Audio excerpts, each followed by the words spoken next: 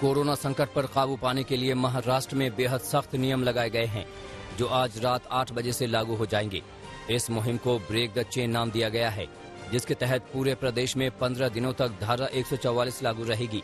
इस दौरान लोग सिर्फ जरूरी सेवाओं के लिए ही घरों से बाहर निकलेंगे।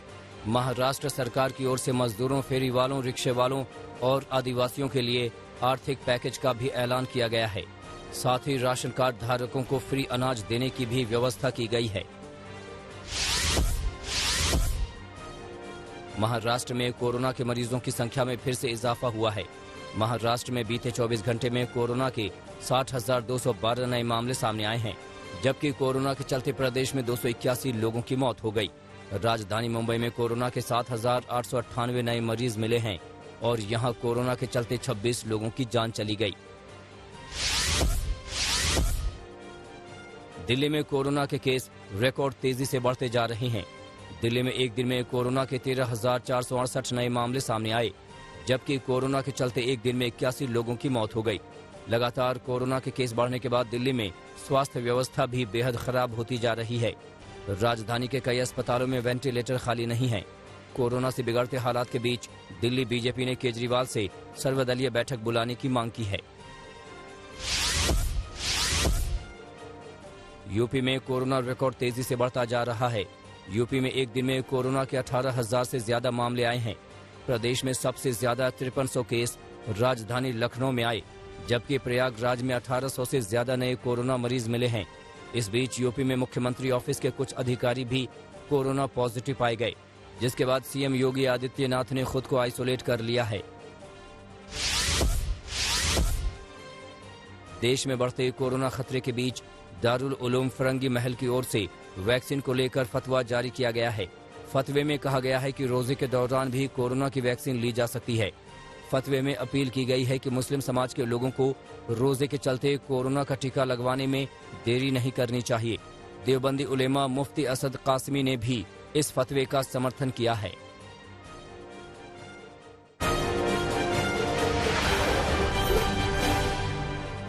कुछ दूसरे राज्यों में भी कोरोना तेजी से फैल रहा है। बंगाल में पहली बार इसमें बढ़ोतरी दर्ज हुई है। पहली बार एक दिन में कल 4,800 से ज्यादा नए केस सामने आए। 20 नई मौत के साथ यहां मौतों का आंकड़ा भी 10,400 को पार कर गया है। कोलकाता में कोरोना का अटैक हुआ है। यहां एक दिन में सबसे ज्यादा 1,271 केस सामने आए हैं। राजस्थान में भी कोरोना का ताज़ा हमला ज्यादा घातक है। पहली बार एक दिन में 28 मौतें हुई हैं और 5,000 से ज्यादा नए केस सामने आए हैं। जयपुर में भी सबसे ज्यादा 989 केस सामने आए हैं। राज्य में कुल एक्टिव केस की संख्या बढ़कर 40,000 को पार कर गई है। आंध्र प्रदेश में कोरोना के 4,200 से ज्यादा केस सामने आए हैं। इसके बाद यहां एक्टिव केस की तादाद बढ़कर 25,000 से ज्यादा हो गई है। यहां एक दिन में 10 मौतें हुई हैं। तमिलनाडु में भी कोरोना ने नई छलांग लगाई है। यहाँ एक दिन में करीब 7,000 नए केस दर्ज किए गए। 18 नई मौतों के साथ यहाँ कुल तादाद करीब 13,000 हो गई है। गुजरात भी लगातार संकट के दौर से गुजर रहा है। यहाँ 6,500 नए कोरोना केस दर्ज किए गए हैं। एक दिन में यहाँ 67 लोगों ने कोरोना से दम तोड़ दिया। अहमदाबाद सबसे ज्यादा प्रभावित है, जहाँ 2,200 केस सामने आए हैं। केरल में केस लगातार बढ़ रहे हैं। यहाँ 7,500 से ज्यादा नए केस सामने आए हैं और 20 लोगों की मौत हो गई। संक्रमण की दर 10% को पार कर गई है। पैरामिलिट्री फोर्सेज में एक बार फिर कोरोना संक्रमण तेज हुआ है। पिछले 24 घंटे में सभी अर्धसैनिक बलों में 421 कोरोना संक्रमण के केस सामने आए हैं। सीआरपीएफ में पिछले 24 घंटे में 28 कोरोना के केस सामने आए हैं। बीएसएफ में पिछले 24 घंटे में सबसे ज्यादा 311 कोरोना संक्रमित हुए हैं। सीआईएसएफ में पिछले 24 घंटे में 43 जवान कोरोना पॉजिटिव पाए गए हैं। यूपी में इलाहाबाद हाई कोर्ट ने राज्य सरकार को संपूर्ण लॉकडाउन लगाने पर विचार करने का निर्देश दिया है। प्रभावित नगरों में राज्य सरकार को 2 या 3 हफ्ते के लिए पूर्ण लॉकडाउन लगाने पर विचार करने को कहा गया है। हाई कोर्ट ने ये भी कहा कि सरकार ट्रैकिंग, टेस्टिंग और ट्रीटमेंट योजना में तेजी लाए। खुले मैदानों में अस्थायी अस्पताल बनाकर कोरोना पीड़ितों का इलाज करने की व्यवस्था के निर्देश भी दिए गए हैं। हाई कोर्ट ने सुनवाई की अगली तारीख 19 अप्रैल को सचिव से हलफनामा मांगा है।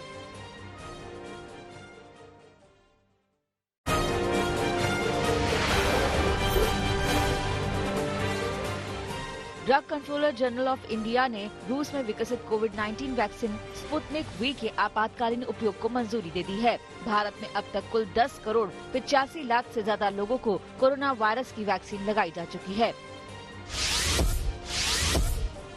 सरकार ने देश में कोरोना वैक्सीन की संख्या बढ़ाने के लिए विदेशी टीकों को झटपट अनुमति देने की नीति अपनाई है। केंद्र का कहना है कि उन विदेशी कोविड वैक्सीन को भारत में आपातकालीन उपयोग की मंजूरी देने की प्रक्रिया तेज की जाएगी, जिनका विदेशों में इस्तेमाल किया जा रहा है। पहले टीका 100 लोगों को दिया जाएगा। 7 दिन निगरानी के बाद इमरजेंसी इस्तेमाल की इजाजत दी जाएगी। जीएसएन कोरोना इलाज में इस्तेमाल होने वाली रेमडेसिविर इंजेक्शन के लिए भी मारामारी मची हुई है। इसकी कालाबाजारी की शिकायतों के बाद सख्त कदम उठाए जा रहे हैं। राजस्थान में इस इंजेक्शन की काउंटर सेल पर रोक लगा दी गई है। सरकार की तरफ से अधिकृत कोरोना इलाज सेंटर्स पर ही ये इंजेक्शन मिलेगा।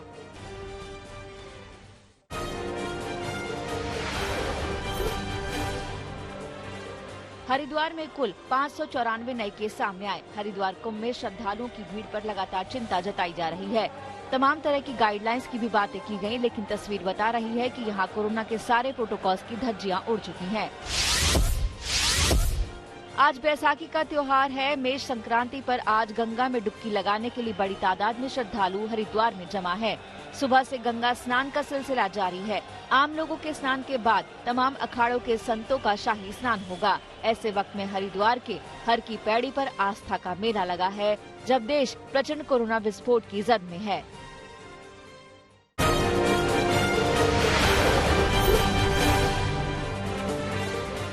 चुनाव आयोग की ओर से प्रचार पर लगाई गई पाबंदी खत्म होने के बाद ममता बनर्जी ने एक बार फिर बीजेपी पर हमला बोला। कल रात 8 बजे 24 घंटे की पाबंदी खत्म होने के बाद ममता बनर्जी ने 2 रैलियां की। कोलकाता से सटे उत्तर 24 परगना जिले के बारासात की रैली में ममता बनर्जी ने कहा कि वो किसी भी कीमत पर पश्चिम बंगाल को गुजरात नहीं बनने देंगी। ममता बनर्जी ने चुनाव आयोग की ओर से लगाई गई पाबंदी पर भी सवाल उठाए और कहा कि मुझे रोकने का कोई फायदा नहीं, चुनाव में जनता इसका जवाब देगी। पश्चिम बंगाल में जारी सियासी घमासान के बीच मुख्यमंत्री ममता बनर्जी आज कूच बिहार का दौरा करेंगी। दरअसल चौथे चरण की वोटिंग के दौरान कूच बिहार के एक बूथ पर हिंसा भड़क गई थी और सुरक्षा बलों की फायरिंग में 4 लोग मारे गए थे। ममता बनर्जी ने घटना के अगले दिन ही कूच बिहार जाने का ऐलान किया था, लेकिन चुनाव आयोग ने किसी भी नेता के कूच बिहार जाने पर 72 घंटे की रोक लगा दी थी, जिसके चलते ममता बनर्जी उस वक्त कूच बिहार नहीं जा सकी थी। बीजेपी अध्यक्ष जेपी नड्डा ने वर्धमान में रोड शो किया। रोड शो में जेपी नड्डा ने कहा कि पश्चिम बंगाल की जनता ने चुनाव में ममता बनर्जी को नमस्कार करने की तैयारी कर ली है। बीजेपी की सरकार बनते ही प्रदेश को तोलाबाजी और तुष्टीकरण से मुक्त किया जाएगा। पश्चिम बंगाल में 5वें चरण के चुनाव के लिए प्रचार आज शाम थम जाएगा। पश्चिम बंगाल में 17 अप्रैल को 5वें चरण की वोटिंग होनी है और इस दौरान 6 जिलों की 45 सीटों पर वोट डाले जाएंगे। चौथे चरण में वोटिंग के दौरान कूच बिहार में हुई हिंसा के बाद चुनाव आयोग ने 72 घंटे पहले ही प्रचार खत्म करने का निर्देश दिया था, लिहाजा 5वें चरण का प्रचार आज शाम ही थम जाएगा। 4 चरणों का चुनाव खत्म होने के बाद राहुल गांधी आज पश्चिम बंगाल में पहली बार प्रचार के लिए पहुंचेंगे। राहुल गांधी उत्तर दिनाजपुर के गोलपोखर और दार्जिलिंग के माटीगारा इलाके में रैलियां करेंगे। पश्चिम बंगाल में कांग्रेस 92 सीटों पर विधानसभा चुनाव लड़ रही है। चुनाव में लेफ्ट और इंडियन सेकुलर फ्रंट के साथ उसका गठबंधन है।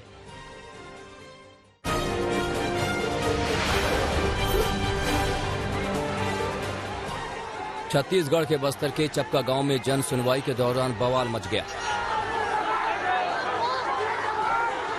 गांव में एक निजी कंपनी की ओर से जन सुनवाई का आयोजन किया गया था, लेकिन इलाके में प्रदूषण फैलने की बात कहकर गांव वालों ने कंपनी का विरोध करना शुरू कर दिया। बवाल इतना ज्यादा बढ़ गया कि गांव वालों ने मौके पर मौजूद विधायक और प्रशासनिक अधिकारियों की गाड़ियों पर पथराव शुरू कर दिया। गांव वालों के हमले में 4 लोग घायल हुए हैं।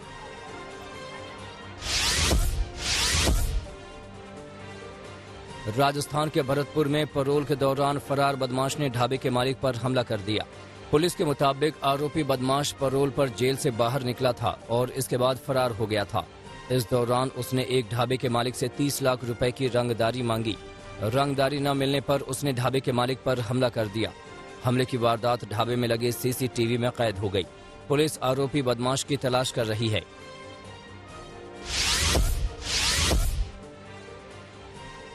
यूपी के फतेहपुर में जमीन विवाद खूनी संघर्ष में तब्दील हो गया। मारपीट में 3 महिलाओं समेत 6 लोग घायल हो गए। मामला फतेहपुर के ठिठवता गांव का है। पीड़ित पक्ष का आरोप है कि 20 से ज्यादा हथियारबंद लोगों ने उन लोगों पर हमला किया और फिर आगजनी भी की। पीड़ित पक्ष की शिकायत के बाद पुलिस ने आरोपियों के खिलाफ केस दर्ज कर लिया और मामले की जांच में जुटी है।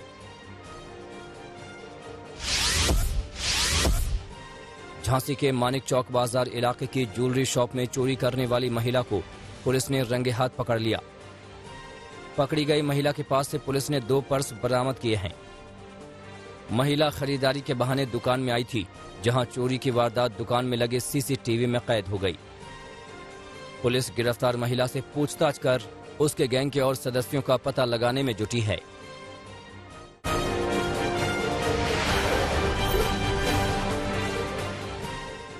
यूपी के गोरखपुर में चुनावी रंजिश में ताबड़तोड़ फायरिंग हुई।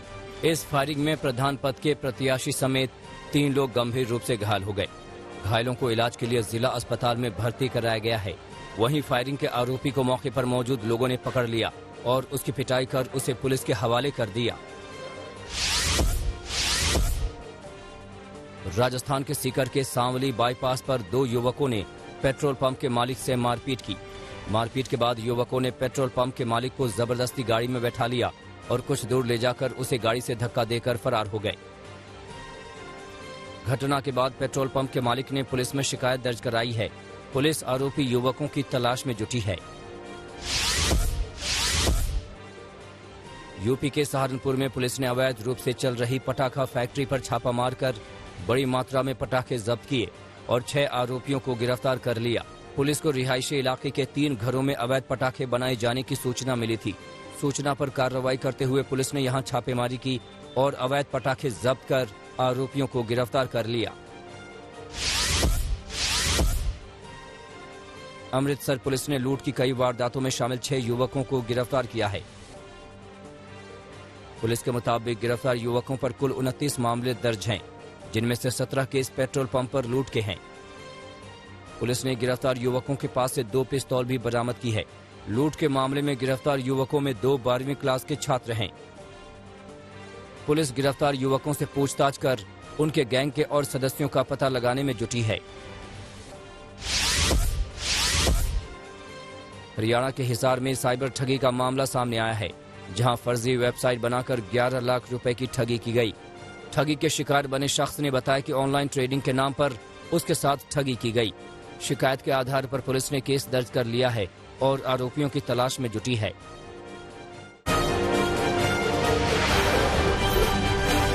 मौलाना साद रिजवी के समर्थकों और पुलिस के बीच पाकिस्तान के कई शहरों में टकराव हो गया है। मौलाना की गिरफ्तारी पर भड़के समर्थक पाकिस्तान में कट्टरपंथियों और पुलिस के बीच हुए हिंसक टकराव में 2 प्रदर्शनकारी पुलिसकर्मी की मौत हो गई। लाहौर में इस्लामी पार्टी तहरीक-ए-लबैक पाकिस्तान के प्रमुख मौलाना साद रिजवी की सोमवार को हुई गिरफ्तारी के विरोध में प्रदर्शन हुए हैं।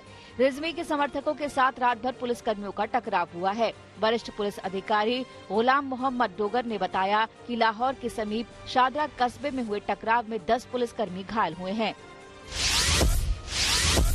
स्पेन के सेसेन और टोलेडो इंडस्ट्रियल पार्क में भीषण आग लग गई। 52,000 वर्ग मीटर का इलाका आग की चपेट में आ गया है। इससे भारी तबाही हुई है। आग बुझाने की कोशिशें की जा रही हैं।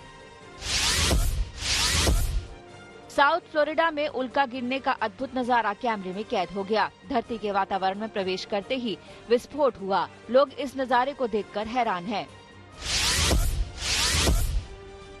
मॉस्को में तापमान ने सारे रिकॉर्ड तोड़ दिए। 140 साल बाद पहली बार मध्य अप्रैल में पारा 21 डिग्री सेल्सियस पहुंच गया। इससे लोग खासे परेशान हैं और गर्मी से निपटने की कोशिशों में जुटे हुए हैं।